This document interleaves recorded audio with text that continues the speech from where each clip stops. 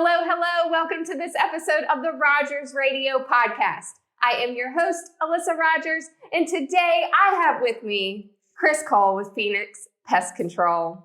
Thank you for being here. Thanks for having me. I appreciate it. I am super excited about this episode. Since you agreed to be on it, it's been a couple weeks. I'm like, I am so ready to talk to you about all of the things. And I think that pest control is just something that I'm always intrigued by because you get into some situations. I do. And I want to talk a little bit about that and all of the services you provide. But first, I want everyone to get to know you. So tell us about you, how you got started, and what led you to owning Phoenix Pest Control. Oh, wow. Well, to be completely honest, I was working as a carpenter, and I was maintaining a level of mediocrity just sufficient to keep from getting canned. And I was trying to find something I was good at. A job opening had come about with Dotson Pest Control in their termite department. So I jumped on it thinking it was just going to be a stepping stone to something else. And almost 15 years later, Here I am. I worked through a termite department doing termite re-inspections. And then I took over the general pest control route for Halifax County. I ran that for almost 6 years. And before I'd had launched into business ownership. Yeah. So what made you make that jump from working somewhere and then saying, I want to work for myself? It wasn't just one set thing. It was a myriad of a whole series of, open doors and opportunities that arose. And it's just like, hey, I guess this makes sense. So time to do it. Yes. Well, you do a great job. You've been taking care of us for years, and we appreciate what you've been able to do for us. And, every time we call you, you're always answering and you're always available to help out when we need you. So thank you for that. Oh, no, thanks for having me. And I know that you do that for all of your customers. And so what has been your favorite thing about owning the business so far? Oh, Lord. Besides being able to set my own schedule and never seeing another sunrise, I've gotten to meet and get to know some really great people over the years. To start off with clients and end up being dear friends. Yeah. And just, it's a good feeling when you have somebody that's having an issue that's causing them a lot of trouble, anxieties, and you solve that for them, and just being able to relieve them of that. That's a great reward. Yes, absolutely. So I know people are probably wondering, what is one of the craziest situations you have run up on? I gotta know. And maybe it's just me that wants to know.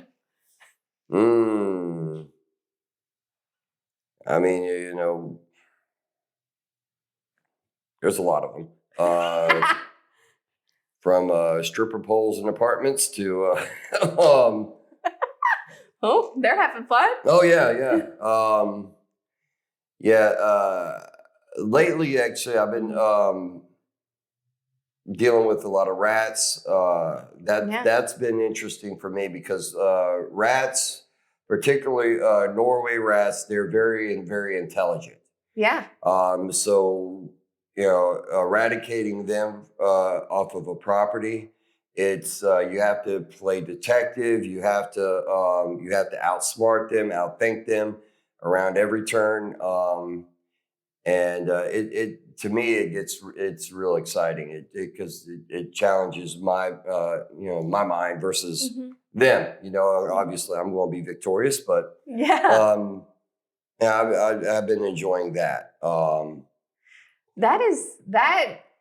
That takes a lot of like outsmarting a rat. Like that. Yes. That's a lot. I actually have trail cam footage of a rat that took a stick and used it to trigger a rat trap in order to get they're using tools, which, that's something that, previously, scientists said that only us upper apes are capable of, yet here you are, this, a rodent using tools to overcome obstacles. Wow. So it's pretty interesting in my opinion. And so you take care of that, and we're coming up on summer. And so what is some advice you give to homeowners coming up on the summer? What do they need to look out for? What do they need to start doing to prevent? Oh, well, here in Southern Virginia, you got to look out for everything. Yeah. It's, one is, it's been tick season for a while. Ticks are active after 45 degrees. So we didn't have much of a winter here this year. So ticks have already been popping up in folks' yard for a while now. Now mosquitoes are coming active. With all the rain that we had lately, as all God's creatures are trying to find shelter. So we've had a lot of mouse calls. And of course, if you got mice, now you got snakes coming out for the season. So I say, I do recommend, keep grass short, cut, clutter away from a house because to keep any snakes at bay. Yeah, I don't know what I would do if there was a snake in my house. I'd probably burn it down. No, you'd call me. That is true. But I'd be staying in a hotel until you found the snake, and I wouldn't be coming back. So keep your yards cut, keep the clutter away. What about in the house? And, when there's like ants and, things that are just not easy to get rid of, what are things that we can do to prevent that from even coming? Well, a lot of times when ants are active inside of a house, they pop up in kitchens and bathrooms first. If you look underneath the ledge of your counters, a lot of times crumbs will collect there, and they get missed when you're sweeping up. That oftentimes the ants are going for those areas or any sticky residues left behind from like sugar in your coffee. Keeping that cleaned up and everything will certainly they will go looking elsewhere. Ants, particularly the citrus ants, are the little black ones. They're annoying. Oh, they are. Absolutely. I agree with you 100% there. Their foraging and their behavior is dictated by the barometric pressure. So when your barometric pressure rises and falls, they're either going to be trailing outside toward eating leafy greens, or they're going to be trailing indoors looking for sugars and those said before mentioned crumbs.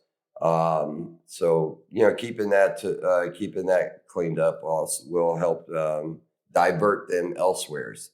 One piece of advice I do give to homeowners is if you have an ant issue and you feel you want to try it yourself, do not use anything where the active ingredient ends with THRIN. That is a repellent.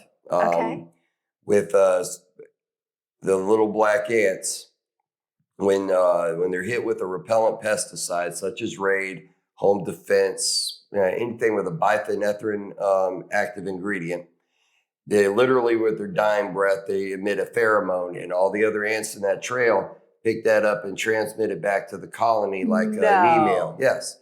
If you ever have spray like weed killer around your sidewalk and like a week later see 100 little ant hills, that's what happens. They split their colony. The actual term for it is called budding. That's where that alert pheromone gets back to the colony. The colony produces multiple queens. They split the colony. That's how they ensure that their DNA continues. So using those products will actually make your problem worse rather than alleviate. So how can we make sure snakes don't get in the home, and what works? Keeping your grass cut, keeping the clutter away from the house to deny them cover, because while snakes are predators, they are also prey to birds. So rarely when they're going to avoid going across open ground to avoid predation. Keep mice away. Snakes are going to go where dinner's being served. So if you have a rodent infestation, then oftentimes the black snake is going to show up for the brunch. Wow. So get rid of mice. That's really the best options. Unfortunately, the snake away or the mothball remedy popular on the internet. There's nothing, no scientific evidence that actually works. I have tried all the available products on the market with both venomous and non-venomous snakes. I have never found personally that to work, and therefore I can't in good confidence sell that to somebody, knowing that it's literally snake oil. Wow. And tell the story. You went into a house and there was a snake. A client years ago, she swore by the mothballs, had them all the way around her house. I turned the corner. I was treating the perimeter and knocking down spider webs, and there was a copperhead coiled around the mothball. Burn it down. Burn it down. Wow. So they don't, you just have to make sure you have a clean space. You're getting rid of the rodents, but all of the mothballs and all that's not going to keep it away. No, ma'am. Oh my. Okay. Let's talk about roaches. Roaches. Roaches and bed bugs, they both operate kind of the same way, and that, as far as how folks get them, is that they get introduced into your home environment. So in the case of roaches, a lot of times an infestation can be traced back to we either had somebody come over and they had the roaches clinging to their clothes or a purse or something another, and they came over, had a seat on the couch, and they went from there. Or yard sale furniture, appliances are the worst, particularly your refrigerators and the deep freezers. The motors inside of it's warm, it's dark, it's a good place for them to harborage. So they'll get all in there and go buy something that's infested, put it in your house, and next thing you know, you're overrun. Wow. So once they're in there, you call you first. Yeah, well, yes. Key, the product, all the pesticides in the world won't do you any good if you don't understand their behavior and use their behavior against them. For example, with roaches are photosensitive. They don't like light. So, I reckon when I'm dealing with the roach infestation, I use a combination of liquid and gel baits. For them, I place glue traps. I bait up the glue traps to draw them to it, and just to take out as many breeding pairs as possible at once. And I advise clients to burn their lights. That way, that's going to keep them into the dark recesses where that bait and the liquid pesticides are present and in their face, to take care of them that way. Because if you don't have your lights going, there's nothing to deter them, and they're just going to spread over a larger area. Oh my gosh. I'm going to do a ride along with you. Okay. That would be a fun day. You see some fun, interesting things. Yeah. On a daily basis. Typically in a home environment, what we see the centipedes. The centipedes are venomous. Then the house centipede, which is, they're not, and they're actually beneficial. They hunt spiders, and they won't harm a person. So we'll get them, and then the millipedes, little bitty millipedes.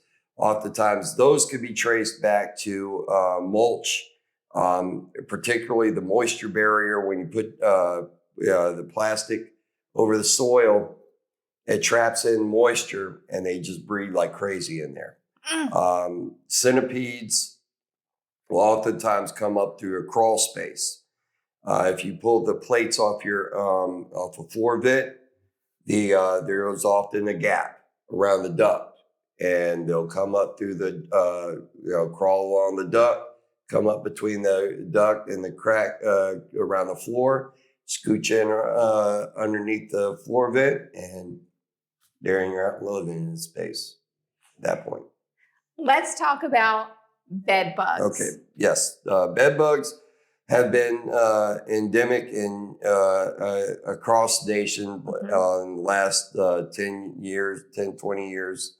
At one point, they were almost extinct in the country, but then with the banning of DDT and the rise of mass travel, they made a huge comeback.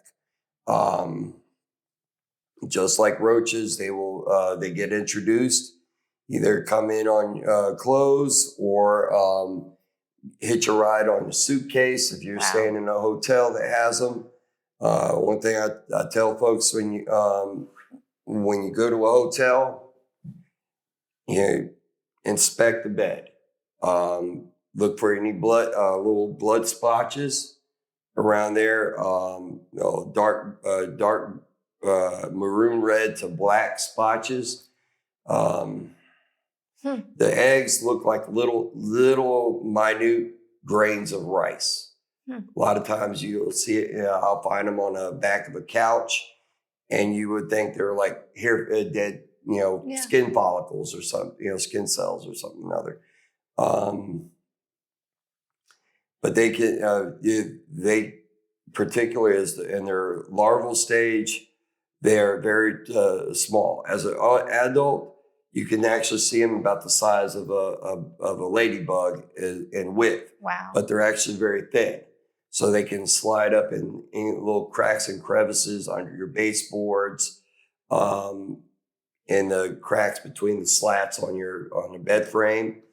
They're going to start off near where your head's at. They home in on the carbon dioxide that we're exhaling. Then, as the colony grows, when they mate, the males will continue trying to impregnate the female until she's dead. Wow! So once the female becomes pregnant, in order to maintain her survival, she separates and then lays her eggs elsewhere. So that's how the issue spreads outwards. Now, a lot of times the mistake that homeowners make is they go buy bug bombs.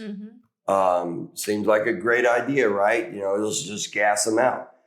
Well, you will kill a few, but the rest of them are going to be running away from it. And they're going to be that's when they travel up. They'll get into your crown molding, around light fixtures and such like that, trying to escape the gas. So, I mean, that's one of the worst things you can actually do for them. Wow. Ladybugs. I have had ladybug problems bane of my existence. Oh my gosh, where do they come from and why do they gather so many of them? Both them and we got thank our government for that. The marmoladed stink bugs were introduced in order to eat aphids off of crops. Well, they didn't like the aphids. So then, in true government fashion, this doesn't work. Let's try it again with another invasive species. Enter the Asian lady beetle, which is actually different than the ladybug. Asian lady beetles do bite. And what happens is the infestation, they get into the wall voids over winter. Well, during the course of the winter, the sun warms, usually it's the south-facing wall. It warms the wall. It triggers them to think, hey, it's spring. but it's cold outside, so that's how you get them indoors. About this time of the year, they're making their way back out to the tree line to continue the circle of life. And then come fall, around about mid October, they're homing in on the pheromones left behind by the previous generation, and that's how they end up back at your house and continues the cycle. Really, the only thing you can do prevent them from getting in the first place. Either power spray the house with pesticides, use a dust pesticide around your eaves, your soffits, window frames, and those areas. That knocks it down tremendously. But once they've made the transition to the wall voids, it's not really a whole lot you can do until fall or spring, as you were. Wow. Awesome. I could talk to you for hours about this stuff. So what is one of your current goals right now for the business? Oh, Lord. Keep our head above waterline. Yeah. Hey, that's the truth. I said just maintaining our level of quality for our clients. I currently have just been operating, word of mouth the last couple years. Probably won't be changing that and start openly advertising for too long. But yeah. And you've got best of the best. Yes. In Halifax County. Twice in a row. Let's go. Let's go. And what can people expect when they call you? Oh, that I'm going to take their issue seriously, and that I'm going to do my absolute best to find a solution to their problem. And I know that is true because you have done it for us for years. We appreciate it. Everyone watching and listening, please, if you have anything going on, call Phoenix Pest Control because they're going to be there to help you in a time of need that you want to burn your house down or go stay in a hotel. They will make sure you don't have to do that. And, stop trying to fight this stuff on your own because look at what we're causing. I did not know that about the ants, so thank you for letting me know absolutely. that and everyone else. And, thank you for everything you're doing for the community because you're involved in the community too. Oh, yeah. And so what are some things you're doing out in the community? Oh, well, I do host the trivia nights at Factory Street. Then I get local small businesses and local artists as their sponsors. One, they provide something tangible for the folks to compete for, but also it shines spotlight on my fellow business owners and local artists. I mean, I'm a firm believer in arts. Is celebration of the arts is core to our community. Just as much as our local commerce, keeping the lifeblood of our community alive. So